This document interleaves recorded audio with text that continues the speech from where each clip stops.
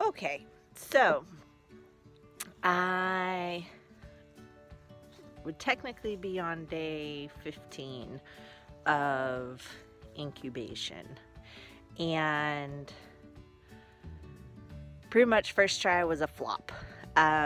When I checked for egg fertility, I was checking the bantam eggs and our white eggs, and never checked the brown eggs, although that's what I chose to incubate. So I just checked some of the brown eggs this morning that we had in the fridge, and I think 1 out of the 6 that I cracked had a bullseye. So not a very good rate.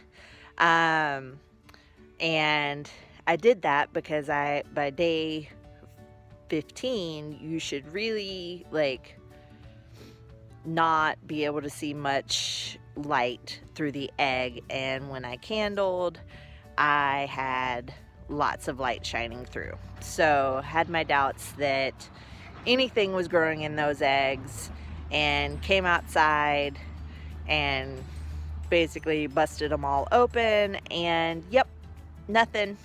So we're going for try number 2, and this time, even though they're not the ideal chickens, I'm going to be doing our white eggs and bantam eggs just to see. This is my first time incubating, so it's kind of a trial and error. And so I went out today, and I've been waiting to collect eggs because it was so rainy and dreary, but went out today and collected, and you can see I've got a bunch of white ones, and I think I've got, let's see, 1, 2, 3, 4, 5, 6 whites and 3 bantam eggs. So, and the reason I'm thinking our brown eggs didn't do much is all of our roosters are bantams. So we had one large leghorn rooster that, if you remember in TJ's videos, was an absolute jerk and attacked us on several occasions, and finally met a bullet and ended up as dinner. So all we have right now are little bantam roosters, and I think with the big Australorps and Barred Rock that they just aren't quite getting the job done. You know, it's funny when you talk about chicken sex. So we're gonna try, you know, the white chicken is a little bit smaller in size, and then the little bantam hen that we have is smaller in size. And like I said, those previously, when I checked, those all had bullseyes. So I'm gonna do those just to try and see, because I'd like to be able to just see kind of the progress that an egg should be making when done properly. So we will update soon. So this is our second batch that I'm doing, and this is day 15. So we'll be going into lockdown soon. But I just wanted to show you the candling. So the white eggs are so much easier to see than the brown eggs. Right here is actually he or she's little foot. And it's pretty cool to be able to see them moving around in there. And so on day 19, we'll be going into lockdown, and at some point between 19 and 21 days, we will have some babies, hopefully. Okay, So, I am almost to lockdown on second batch of chicken eggs.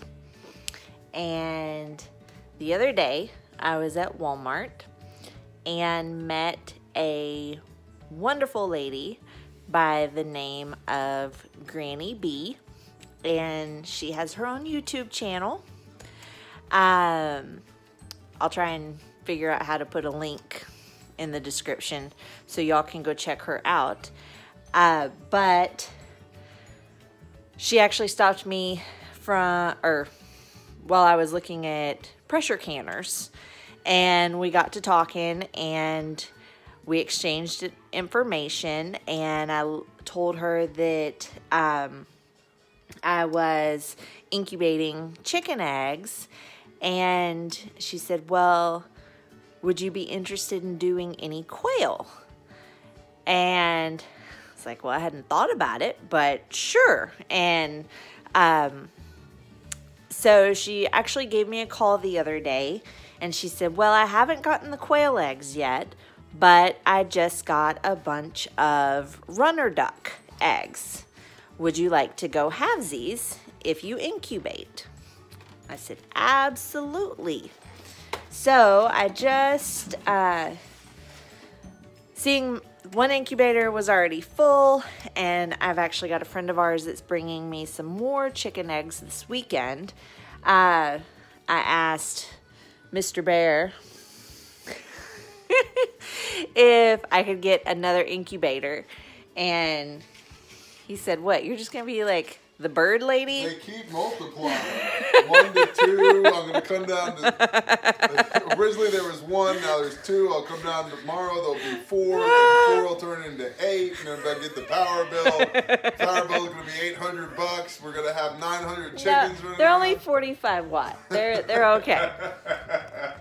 So anyways, so I asked him if I could get another incubator so I can put the duck eggs in that, because they are just a little bit different than the chicken eggs, and he said yes. So here we have number 2 incubator, and I went with the same brand because I like this one. I did end up getting a separate